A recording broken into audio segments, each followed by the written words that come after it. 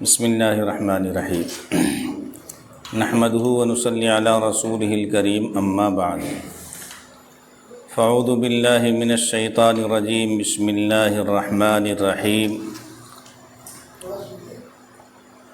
انا عرضنا الامانة على السماوات والارض والجبال فابین ان يحملنها واشفقن منها وحملها الانسان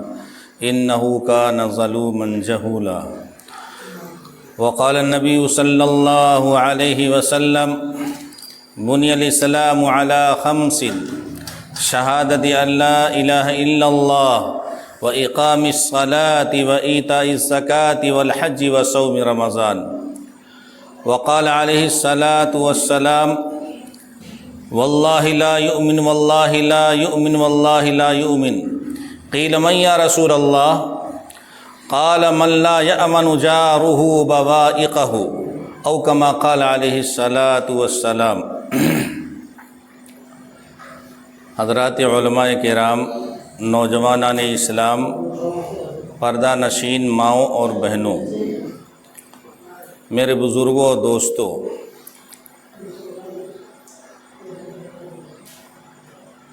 آج کی اس نشست اور محفل میں، مجلس میں اچانک آ جانا پڑا، اس لیے کہ بالکل ہم خالی الذہن تھے کہ دسترخوان پر اطمینان سے شریک ہوں گے، لیکن نماز سے 5 منٹ پہلے ڈاکٹر صاحب کا فون گیا کہ کچھ بات بھی آپ کو کرنا ہے، تو عیدگاہ والی مسجد میں نماز پڑھے، وقت ہو چکا تھا، اس کے بعد پھر آنا ہوا۔ اللہ حاضری کو قبول فرما لے، اور جو کچھ کہا جائے کہنے والے کو بھی، سننے والوں کو اللہ عمل کی توفیق نصیب فرمائے۔ آج کا یہ پروگرام جس تعلق سے ہے، جس حوالے سے ہے، اور جس پلیٹ فارم سے وہ منعقد کیا گیا ہے، اس کا تعارف ابھی ہمارے اناؤنسر صاحب حضرت ڈاکٹر حقی صاحب نے بالکل اچھے انداز پر تعارف کرا دیا ہے کہ مجلس ارشاد المسلمین جو ہمارے دیرینہ زمانے کے اسلاف اور اکابر نے کسی زمانے میں قائم کیا تھا، اب اللہ نے اس وقت جو ہے اس کو مزید پانی دینے کے لیے منتخب کر لیا، تو الحمدللہ حضرت مولانا مفتی محبوب احمد صاحب قاسمی دامت برکاتہم اور ڈاکٹر محمد اطہر صاحب حقی دامت برکاتہم، مولانا حسان صاحب ندوی دامت برکاتہم، اور اس طرح سے اور بھی علاقے کے علماء کرام جا بجا گاہے بگاہے اس مجلس میں جو منعقد ہوتی ہے گاؤں گاؤں میں، تو الحمدللہ وقت نکال کر کے پہنچنے کی کوشش کرتے ہیں۔ چاہا یہ جا رہا ہے اس پلیٹ فارم سے کہ ہماری اس امت محمدیہ کے اندر اور نبی پاک صلی اللہ علیہ وسلم کی ایک برگزیدہ امت کے اندر جو آپس میں خرابیاں ہیں، خرافات ہیں، اور جو غفلتیں ہیں، غفلتوں سے بیدار کر کے ان کو احکامات پر کسی طریقے سے قریب کیا کہ اس پر کھڑا کر دیا جائے۔ اب چاہے وہ احکامات معاملات کے تعلق سے ہوں، عبادات کے تعلق سے ہوں، یا کسی اور معاشرت کے تعلق سے ہوں، جس عنوان سے جس گوشے سے ضرورت محسوس ہوتی ہے، الحمدللہ یہ علماء کرام بخوبی اور پرسیر ہو کر کے اس پر گفتگو کرتے ہیں۔ اور اسی کے ساتھ ساتھ اگر کہیں آپس میں کوئی دو بھائیوں کے درمیان کوئی معاملہ پڑ گیا تو الحمدللہ یہ علماء کرام وہاں بھی پہنچ کر کے آپس میں صلح و آشتی کا کام انجام دیتے ہیں، آپس میں مصالحت کراتے ہیں۔ بہت اونچا کام ہے۔ تو اس تعلق سے الحمدللہ آج حاضری ہوئی ہے، اللہ ہم سب کے آنے کو قبول فرما لے اور بیٹھنے کو قبول فرما لے۔ نبی پاک صلی اللہ علیہ وسلم کی لائی ہوئی شریعت بالکل صاف ستھری ہے، ایک مرتبہ حضرت عمر ابن خطاب رضی اللہ تعالیٰ عنہ آپ علیہ الصلوۃ والسلام کے پاس حاضر تھے، اور تورات جو آسمانی کتاب ہے جس پر ہم سب کا ایمان ہے، اس کی حقانیت پر حضرت موسیٰ علی نبینا علیہ الصلوۃ والسلام پر نازل ہوئی، وہ کتاب تھی، اس سے الٹ پلٹ کر رہے تھے۔ تو پھر آپ علیہ الصلوۃ والسلام کی طرف متوجہ ہو کر کے اور مخاطب بنا کر کے حضرت عمر ابن خطاب رضی اللہ تعالیٰ عنہ نے یہ کہا کہ انا سمینا من الیہود بعضم من الیہود، کہ ہم یہودیوں سے کچھ ایسی باتیں سنتے ہیں جو ہمارے دل کو لگتی ہے۔ انکتبھا، تو کیا وہ اچھی بات جو اس میں تورات میں مل رہی ہے یا تو یہودیوں کی زبان سے ہم کچھ اچھی باتیں سنتے ہیں، کیا اس کو لکھ لیا کریں؟ اور اتنا سننا تھا کہ آپ علیہ الصلوۃ والسلام کا چہرہ بالکل سرخ ہو گیا، اور حضرت عمر رضی اللہ تعالیٰ عنہ نے جب سر اٹھایا تو دیکھا خاموشی کیوں ہے، تو دیکھا کہ چہرہ انور بالکل سرخ ہو چکا ہے۔ پھر آپ علیہ الصلوۃ والسلام نے ارشاد فرمایا کہ انی جئت بکم، کہ ہم تمہارے پاس ایک ایسی دین اور ایسی شریعت لے کر بشریعت، ایک ایسی شریعت لے کر آئے ہیں بیضاء نقیہ، بالکل صاف ستھری ہے، کسی طرح کا اس میں نقص نہیں ہے، کوئی کمی اور کوتاہی نہیں ہے۔ اب یہ شریعت جو ہے آخری شریعت ہے، ما قبل کی اسی لیے جتنی کتابیں ہیں ساری کتابوں پر، آسمانی کتابوں پر ہمارا ایمان لانا فرض ہے کہ ساری کتابیں برحق ہیں، اللہ ہی نے اتاری ہیں، چاہے تورات ہو، زبور ہو، انجیل ہو یا صحف ابراہیمی ہو، ان سب پر ہمارا یقین ہے اور ایمان ہے کہ وہ سب اللہ نے ہی اپنے مخصوص بندوں پر، انبیاء کرام پر وقتاً فوقتاً جو ہے نازل کیا ہے، وہ سب سچ ہے۔ لیکن عمل جو ہمارا ہوگا وہ آخری نبی کی لائی ہوئی شریعت پر اور آخری نبی کی لائی ہوئی کتاب پر ہمارا عمل ہوگا۔ تو یہ قرآن مقدس اللہ رب العزت نے اس شریعت اسلامیہ کی شکل میں ہم سب کو بہت بڑا تحفہ دیا، اور آنے والے قیامت تک، صبح قیامت تک آنے والی تمام انسانیت کے لیے ہدایت کا ذریعہ اللہ نے قرآن مقدس کو رکھا ہے۔ ایک مرتبہ حضرت عائشہ صدیقہ رضی اللہ تعالی عنہا سے کسی نے سوال کیا کیف کان خلق رسول اللہ صلی اللہ علیہ وسلم، کہ آپ علیہ الصلوۃ والسلام کے اخلاق و کردار کیسے تھے؟ تو برجستہ انہوں نے کچھ نہیں کہا، برجستہ ایک جملہ بڑا قیمتی وزندار جو ہے، اس کے جواب میں امی عائشہ رضی اللہ تعالی عنہ نے ارشاد فرمایا کان خلقہ القرآن، آپ علیہ السلام کے اخلاق کو دیکھنا ہے، مکمل قرآن جو ہے آپ کے اخلاق ہیں، یعنی قرآن مقدس جو طریقہ بتاتا ہے، جون سا گوشہ بتاتا ہے، جس طریقے پر اپنی زندگی کو ڈھالنے کا طرز دیتا ہے، وہ سب طریقے، وہ سارے خوبیاں، وہ سارے کمالات، وہ سارے عادات و اخلاق، وہ کردار، وہ سب کچھ اللہ نے اپنے حبیب محمد عربی صلی اللہ علیہ وسلم کی ذات اقدس میں ودیعت کر دیا ہے۔ اور اس کے بعد انہی اخلاق کریمانہ کا اکتساب کیا حضرات صحابہ کرام نے،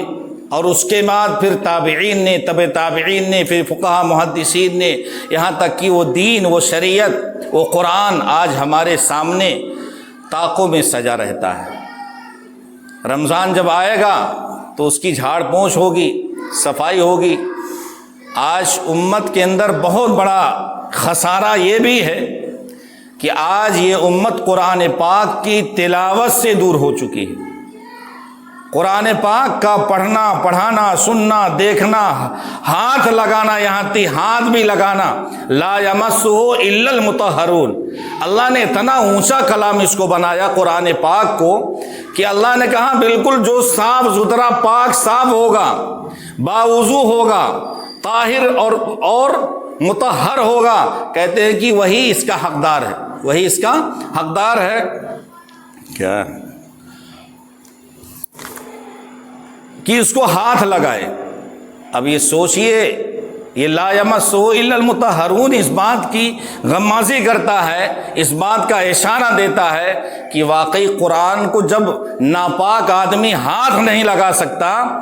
پاک ہی آدمی ہاتھ لگا سکتا ہے، تو اس سے جو انوار و برکات قرآن مقدس سے حاصل ہوں گے وہ انتہائی عالی جو ہے مقام کے ہوں گے، اور جو اللہ کے قرب کا ایک ذریعہ بنیں گے۔ وہ دل کی کیفیت کو بدلنے والا کلام ہے، دماغ کی ساخت کو درست کرنے والا کلام ہے، فکروں اور سوچوں کو صحیح راہ پر لگانے والا کلام ہے۔ اللہ رب العزت نے قرآن مقدس کو اسی لیے ایک دن میں ایک ہی وقت میں پورا قرآن نہیں اتار دیا پچھلی کتابوں کی طرح، بلکہ اس قرآن پاک کو 23 سالہ، ہمارا ایک پرائمری کا بچہ، ہر بچہ جانتا ہے کہ قرآن مقدس کا نزول 23 سال میں مکمل ہوا ہے۔ اتنی لمبی مدت کیوں بھائی؟ وقتاً فوقتاً جیسی جیسی ضرورت پڑتی رہی، اور اللہ رب العزت یہ بھی تو دیکھ رہے تھے کہ میرا ہی بنایا ہوا انسان ہے، میں نے اس کی میموری میں کتنی جو ہے ساخت رکھی ہے، کتنی کیپیسٹی رکھی ہے، اتنا اکتساب کر سکتا ہے، اور کب کب کیا کیا ضرورت پیش آئے گی وہ سارے حالات بھی اللہ نے پیدا کر دیے ہیں۔ تو جیسے جیسے حالات اور ضرورتیں آتی گئیں، ایسی اسی قرآن پاک کبھی ایک سورت، کبھی ایک آیت، کبھی 10 آیتیں، کبھی چند آیتیں، کبھی مکمل سورت، کبھی آدھی سورت، اس طرح سے قرآن پاک کا نزول ہوا ہے۔ اور اس قرآن پاک کے محفوظ کرنے کے لیے قربان جائیے، ہمارے صحابہ کرام نے جو قربانیاں اس کی حفاظت پر دی ہیں، ہم سے اس کا ایک حبہ، ایک حصہ بھی نہیں ہو سکتا۔ اور صحابیات نے دیا، کہیں درختوں کے پتوں پر قرآن کے آیات لکھی ہوئی تھی، کہیں ہڈیوں پر، کہیں چمڑے پر جو ہے لکھی ہوئی تھی۔ جب جمع قرآن کا یہ ہوا کہ الحمد سے لے کر کے اور من الجنت والناس تک اس کو اکٹھا کیا جائے، جب یہ فیصلہ صحابہ کرام کے درمیان ہوا ہے، تو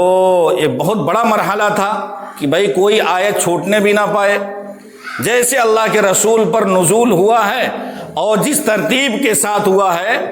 اللہ نے، یہ اللہ کی قدرت ہے، اللہ کی رحمت ہے، اللہ نے ٹھیک اسی انداز پر اس قرآن کو مرتب کرا دیا۔ آج یہ دفتی کی شکل میں جو ہمارے سامنے قرآن ہے، میرے دوستوں، بزرگوں، آج اور نوجوانوں اور ہماری ماں اور بہنوں، اس قرآن کو دل سے لگانا چاہیے، اس قرآن کو آنکھوں سے لگانا چاہیے، اس قرآن کو ہونٹوں سے لگانا چاہیے، اس قرآن پاک کو زبان سے اس کا ورد کرنا چاہیے، اس کی تلاوت کرنا چاہیے۔ ایک ایک آیات کا پڑھنا ثواب سے خالی نہیں ہے، پڑھنا، پڑھانا، دیکھنا، سننا ثواب ہے، پڑھنا، پڑھانا، دیکھنا، سننا ثواب ہے۔ قرآن پاک ایسی مقدس کتاب ہے۔ حقیقت یہ ہے کہ قرآن پاک کے اندر اللہ رب العزت نے جو چاشنی رکھی ہے وہ کسی اور دنیا کی کتابوں کے اندر، تمام کلچر، تہذیب کی تمام مضامین کی کتابیں اور مختلف عنوان اور مختلف موضوع پر آپ کتابیں دیکھیں گے، لیکن جو فیضان اور جو نورانیت قرآن کی تلاوت میں ہوتی ہے، واقعی کسی اور کتاب میں وہ چیز نہیں ہوتی۔ ابھی آج فجر کی نماز کے بعد کتاب پڑھی جاتی ہے، ایک حدیث پاک گزری کہ اللہ کے رسول صلی اللہ علیہ وسلم نے ارشاد فرمایا کہ بھائی قرآن پاک، جو قرآن پاک کی تلاوت کا عادی ہو جاتا ہے، آخری عمر تک اللہ تعالیٰ اس کی بینائی سے کام لیتے رہتے ہیں، اس کی آنکھوں سے کام لیتے رہتے۔ بہت بڑی چیز ہے۔ اگر کسی کی بینائی کمزور ہو گئی ہے تو کثرت سے دیکھ کر کے قرآن پاک پڑھے، تو ان کے حروف کے اندر جو نور اللہ نے اس کے اندر ودیعت کر رکھا ہے، اس کا نور یہ منتقل ہوتا ہے ہماری چشموں، ہماری آنکھوں میں، اور آنکھوں کے راستے سے انشاءاللہ دل تک، دماغ تک سب کچھ سیراب کر دے گا۔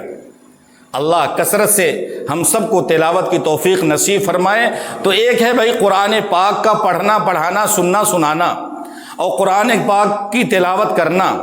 اور دوسرا نمبر پر دوسری چیز کیا ہے کہ قرآن پاک کے اندر گہرائی اور گہرائی اور اس کے معانی اور مطالب اور اس کے مفاہیم کے اندر غوطہ زنی کر کے اور اس کے بعد اس کے جوہر کو باہر نکال کر کے اپنی لائف اور اپنی زندگی کے اندر اس کو ڈھال دینا، کہتے ہیں کہ قرآن کا یہ بھی ایک مقصد ہے۔ الحمدللہ اس مقصد کی ترویج کے لیے جو ہے یہ علماء کرام جو ہے گاؤں گاؤں چل چل کر کے نہ کوئی دعوت دیتا ہے اور نہ کوئی بلاتا ہے، خالی اتنا اشارہ ہو جاتا ہے کہ بھائی فلاں وقت میں فلاں جو ہے آپ کے گاؤں کی مسجد میں جو ہے ہم لوگ کچھ دین کی بات کرنا چاہتے ہیں،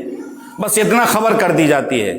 یہ بے لوث خدمات کا آپ استقبال کیجئے اور یہ امت استقبال کرے، ورنہ تو مخلصین کی جو ہے اس دور کے اندر بہت کمی ہے۔ لیکن الحمدللہ کچھ مخلصین ایسے ہیں، اللہ جس کو کام لینا چاہتا ہے وہ افراد پیدا کر دیتا ہے۔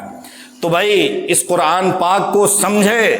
اور کوئی بھی زندگی کا شعبہ ہو اس تعلق سے ہمارا کوئی بھی مسئلہ سامنے آئے تو ہم بالکل بلا جھجھک علماء کرام کی خدمت میں حاضر ہوں۔ ابھی آپ کے گاؤں ہی کا جو ہے ایک مسئلہ تھا، ایک صاحب کا جو ہے احکام و مسائل کے تعلق سے ان کو کچھ کھٹک محسوس ہوئی۔ الحمدللہ وہ چل کر کے جو ہے مفتی صاحب کے پاس بھی گئے، ہمارے پاس بھی آئے۔ یہ کیا چیز ہے؟ یہ دل کے اندر طلب ہے کہ ہمیں صحیح راستہ ملے، ہمیں صحیح راستہ ملے، صحیح رہبری ملے، کوئی ناجائز کام ہم سے سرزد نہ ہو جائے، کوئی گناہ کا کام ہم سے سرزد نہ ہو جائے، کسی کا حق پامال نہ ہو جائے۔ اس بنا پر یہ دل کے اندر فکر پیدا ہوا، اور یہی فکر ہر امت کے ہر فرد کے اندر ہونی چاہیے۔ آج ہمارے مسائل گھروں کے ہوتے ہیں، اپنے پڑوسیوں کے ہوتے ہیں، اپنے خاندان کے ہوتے ہیں، اسی میں الجھ کر کے کٹ مر جاتے ہیں اور دنیا بھر کے جھگڑے ٹنڈے، لیکن یہ نہیں توفیق ہوتی ہے کہ کسی عالم، کسی جو ہے صاحب علم کو بلا کر کے اس مسئلے کو جو ہے سالو کیا جائے اور اس مسئلے کا حل کیا جائے۔ یہ چیز، اس کا فقدان ہماری اس قوم کے اندر ہے، قوم مسلم کے اندر ہے۔ اس تعلق سے ایک حدیث پاک میں نے تبرکن پڑھا ہے، اور ایک چھوٹی سی حدیث میں نے پڑھا ہے جس کی کچھ تشریح جو ہے پیش کرنا ہے۔ اللہ کے رسول صلی اللہ علیہ وسلم نے ایک بار ارشاد فرمایا، واللہ لا یؤمن، صحابہ کرام مکہ مجمع ہے اور سب جو ہے ہماتن متوجہ ہیں۔ آپ علیہ السلام ایک بارگی ایسے فرمانے لگے، کیا؟ واللہ لا یؤمن، واللہ لا یؤمن، واللہ لا یؤمن، 3 مرتبہ آپ نے فرمایا۔ قسم خدا کی، اللہ کی قسم وہ مومن نہیں ہے، اللہ کی قسم وہ مومن نہیں ہے، اللہ کی قسم وہ مومن نہیں ہے۔ کہنا میں یا رسول اللہ، تو صحابہ کرام سوال کر بیٹھے، اللہ کے رسول وہ کون شخص ہے جو ایمان سے خارج ہو چکا ہے، جس کے ایمان کا کوئی اعتبار نہیں ہے اور اس کے ایمان کی جو ہے کہ قبولیت کا کوئی دروازہ نہیں نظر آتا، وہ کون شخص ہے جو ایمان والا نہیں ہے؟ آپ علیہ السلام نے فرمایا، بہت دھیان سے سنیں، ہماری خواتین بھی سنیں، ہمارے نوجوان بھی سنیں، کہ آپ نے ارشاد فرمایا، من لا یأمن جارہ بوائقہ، وہ شخص ایمان کامل والا نہیں ہے جس کا پڑوسی اس کے تکالیف پہنچانے سے مطمئن نہ ہو۔ طرح طرح کے رنج پہنچاتا رہتا ہے، طرح طرح کے عنوان سے، مختلف پینتروں سے اس کے دل کو ٹھیس پہنچاتا رہتا ہے، اس کے دماغ کو ٹارچر کرتا رہتا ہے۔ کہتے ہیں کہ یہ ایمان کی کمال کے درجے کو نہیں پہنچا ہے۔ اب وہ چاہے وہ کتنا ہی بڑا عبادت گزار ہو جائے، صوم و صلات کا پابند ہو، قرآن پاک رات و دن تلاوت کرتا ہے، لیکن اگر پڑوسی کو تکلیف پہنچا رہا ہے، واللہ لا یؤمن، اللہ کے رسول فرماتے ہیں، قسم کھا کر فرماتے ہیں کہ اللہ، اور 3 بار آپ نے قسم فرمائی، کیا؟ اللہ کی قسم، اللہ کی قسم، اللہ کی قسم، وہ ایمان والا نہیں ہے۔ محدثین نے توجیہ اس کی کیا ہے کہ وہ درجے کمال تک نہیں پہنچا ہے، وہ کامل ایمان والا نہیں ہے۔ تو گویا کہ پڑوسیوں کے حقوق کا لحاظ کرنا اور ان کا خیال کرنا اور ان کے ہر پہلو پر نگاہ رکھنا، کون سی ضرورت میرے پڑوسی کو پیش آ رہی ہے، میں اس کا ہیلپ کروں، میں اس کا تعاون کروں، میں اس کی مدد کروں۔ کہتے ہیں کہ یہ ایمان کے کمال کا ایک درجہ، کمال ایمان میں سے۔ اب پڑوسی کسے کہتے ہیں؟ ایک تو الملصق بالبیت، جو گھر سے بالکل متصل ہے، ایک پڑوسی تو سٹا ہوا پڑوسی، ملا ہوا بالکل متصل ہے۔ اور اس میں ایک راز کی بات یہ بھی ہے کہ آپ نے یہ ارشاد فرمایا من لا یأمن، یہ المؤمن نہیں کہا ہے، المسلم نہیں آپ نے ارشاد فرمایا۔ من، لفظ من عربی زبان کے اعتبار سے بالکل عام ہے، چاہے وہ اپنا ہندو برادر کا بھائی ہو یا کوئی اور اپنا مسلم برادر ہو، کسی بھی خاندان، کسی بھی دھرم کا ماننے والا، کسی بھی مذہب کا ماننے والا ہو، اگر ہمارے پڑوسی ہے تو ہمارا حق ہے، یہ اسلامی طرز ہے، یہ معاشرت میں سے یہ بھی آتا ہے کہ اس کے ہر پہلو پر نگاہ رکھی جائے اور اس کا تعاون کیا جائے، اس کی مدد کی جائے، بیمار ہو جائے تو اس کے دوا کا انتظام کیا جائے اپنی حیثیت کے مطابق، اور اس کی عیادت کی جائے، اور اگر انتقال ہو گیا تو اس کے تجہیز اور تکفین کا انتظام کیا جائے، یا کہ شادی بیاہ کا کوئی موقع آ گیا، یا کہ کسی اور موقع کھڑا ہو گیا، ضرورت پیش آ گئی، تو اب کہتے ہیں کہ ہر موقع پر اس کا خیال کرنا۔ بھائی فقہا نے تو یہاں تک لکھا ہے کہ پڑوسی کا حق یہ بھی ہے کہ اپنا مکان کی چھت اس کے مکان سے اوپر نہ باؤنڈری بناؤ، کیوں؟ اس کے مکان کی ہوا کہیں نہ رک جائے، اس کے مکان کی ہوا تمہارے مکان کی بلندی کی وجہ سے کہیں نہ رک جائے، یہ بھی ایک حق ہے، پڑوسی کا حق ہے۔ اب تو ہر آدمی اگر 4 فٹ کی آپ کا اونچائی آپ نے لیا ہے، ہم جب بنائیں گے 7.5 فٹ بنائیں گے اونچائی، ہم چمن دیگرے نے، ہم جیسا کوئی ہے نہیں، بھائی تم سے کم تھوڑی ہم ہیں، ایک پتہ ہی نہیں، یعنی اپنے پڑوسی ہی پر اپنا سینہ زوری آدمی کرتا ہے، باہر نہیں کر پاتا، جتنا نزلہ ہے کل اٹھا کر پڑوسی پر، جھاڑو لگائے گا پڑوسی کے دروازے پر لے جا کر ڈال دے گا، اور کوئی غلیظ نکلا گھر سے اس کو پڑوسی کے در پہ لے جا کر کے ڈال دیا، اینٹ کوئی دروازے پر پڑی پڑوسی کے دروازے پر پھینک دیا، ہودی اگر گاڑا ہے، جانور پال رکھا ہے تو اس کی سانی بھوسا کل اٹھا کر کے اسی میں پہنچائے گا، گندا پانی کی نالی اگر ہے تو چھینٹا اس کے پڑوسی کے گھر پر پہنچائے گا۔ یہ سب کیا ہے؟ یہ شریعت ہمیں زندگی کا طرز دے رہی ہے، پاکیزگی سکھاتی ہے کہ بھائی جس طریقے سے تم اس گندگی کو اپنے لیے گوارا نہیں کرتے، ایسی اپنے پڑوسی کے لیے قطعاً اس کو گوارا نہ کرو۔ اگر ہم نے یہ سوچ بدل دیا اور ہماری سوچ اور فکر یہ ہو گئی کہ کس انداز سے، کون سے طرز سے میرا پڑوسی ہر وقت مجھ سے خوش رہے، تو بھائی آپ اگر یہ چاہیں گے کہ 100% وہ خوش رہے، انسان ہے، انسان سے چوک بھی ہو جاتی، بھول چوک بھی ہو جاتی ہے، تو کچھ نہ کچھ چوک ہو جائے گی، لیکن اپنی طاقت کے مطابق کسی بھی پہلو سے ہم تکلیف نہ پہنچائیں، اور کہتے ہیں کہ تعاون نہ کرنا اور کڑوی کسیلی نہ سنانا۔ کہتے تعاون کر کے اگر بعض مرتبہ ایسا بھی ہوتا ہے کہ آدمی ہیلپ کر دیتا ہے، بیمار پڑا تھا ہیلپ کر دیا، یا قرض لینے آیا تھا 1500 روپے چاچا بابا دے دیجئے، دے دیا، کسی موقع پر شادی بیاہ کا موقع تھا یا کوئی دوا دارو کی ضرورت تھی، 1500 دے دیا۔ اب جب جھگڑا ٹنٹا ہوگا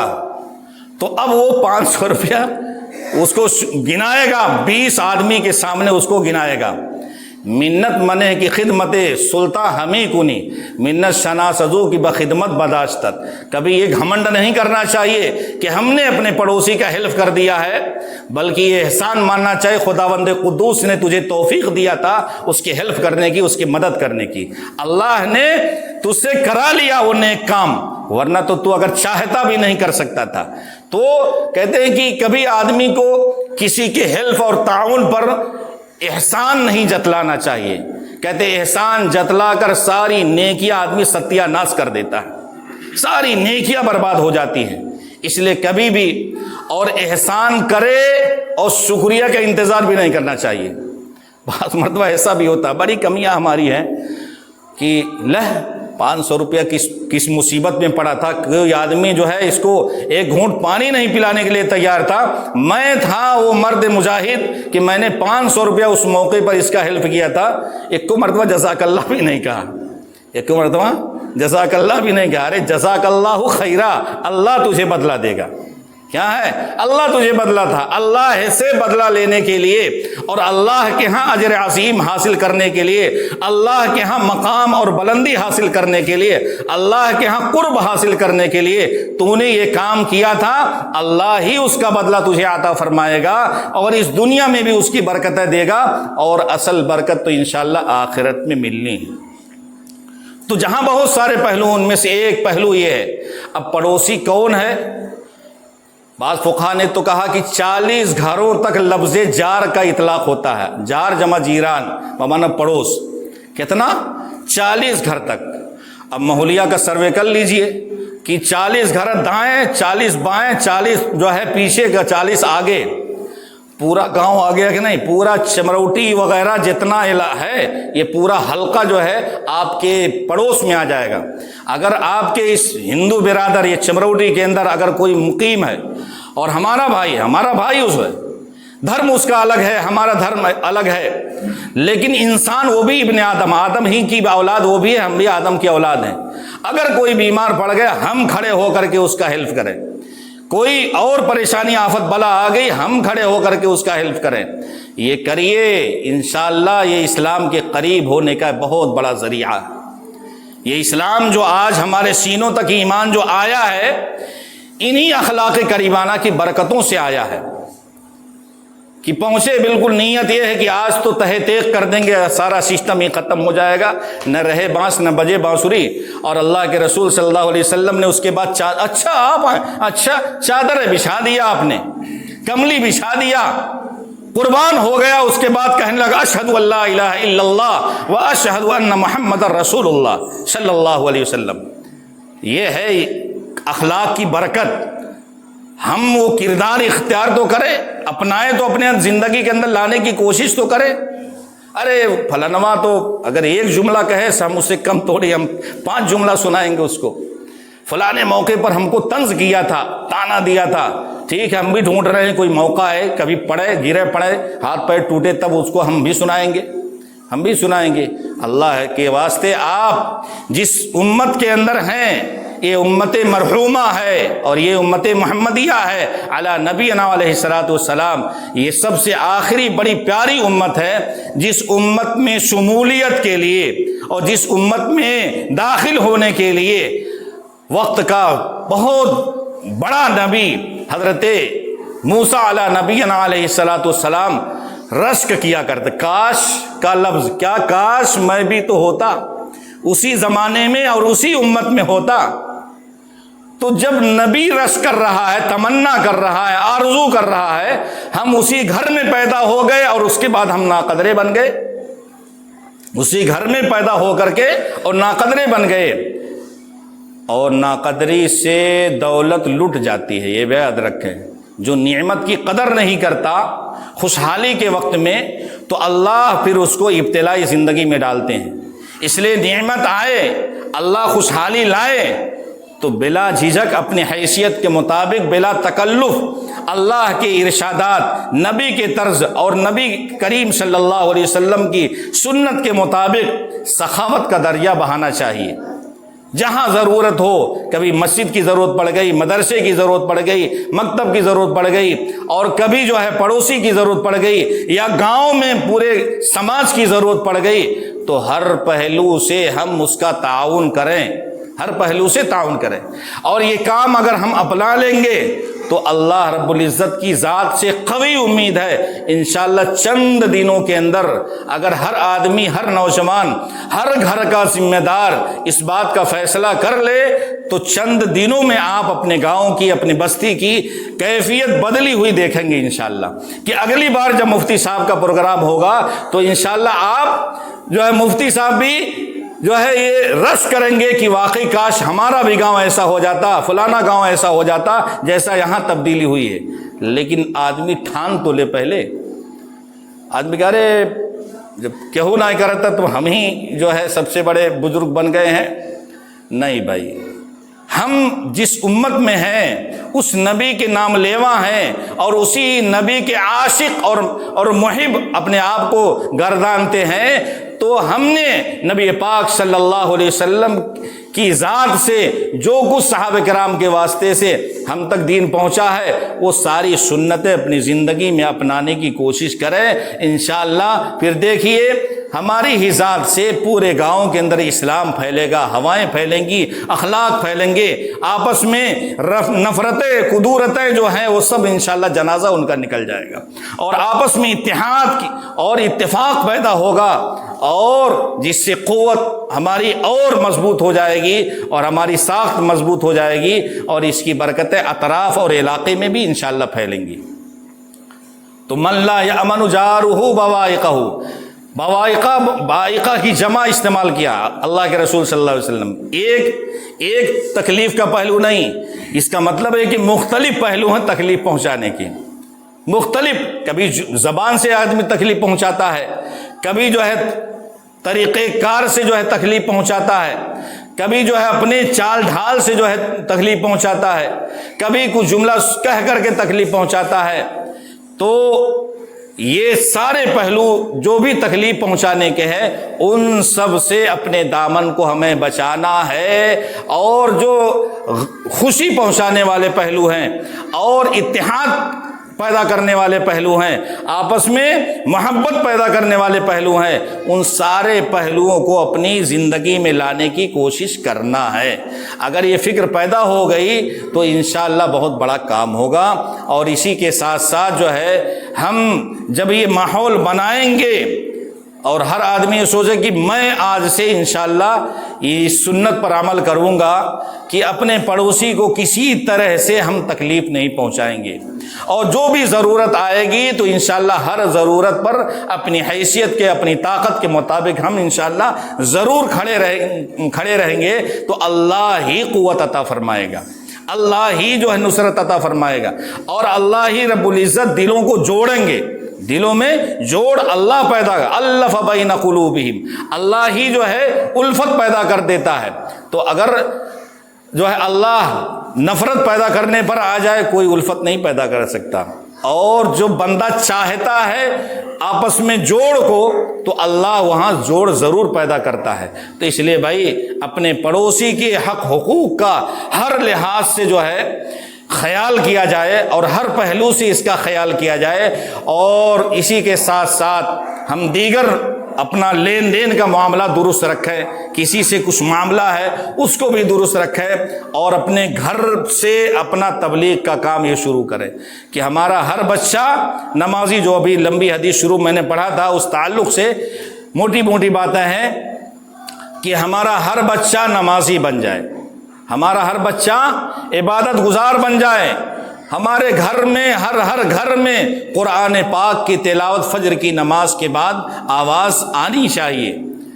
ایک جگہ ملفوظ حضرت تھانوی رحمۃ اللہ علیہ کا اسے نظر سے گزرا کہ حضرت تھانوی رحمۃ فرماتے ہیں کہ جب میں فجر کی نماز کے بعد اپنے گھر کے پاس سے گزرتا اور قرآن پاک کی آواز سنائی دیتی تھی تلاوت کی تو دل سے دعا نکلتی تھی، دل سے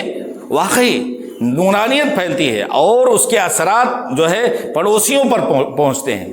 تو اس لیے اس کا بھی قرآن پاک کی تلاوت کا گھر میں ماحول پیدا کریں انشاءاللہ۔ دیکھیے چند ہی دنوں میں جو ہے گھر کی ماحول جو ہے انشاءاللہ بدل جائے گا، اور جو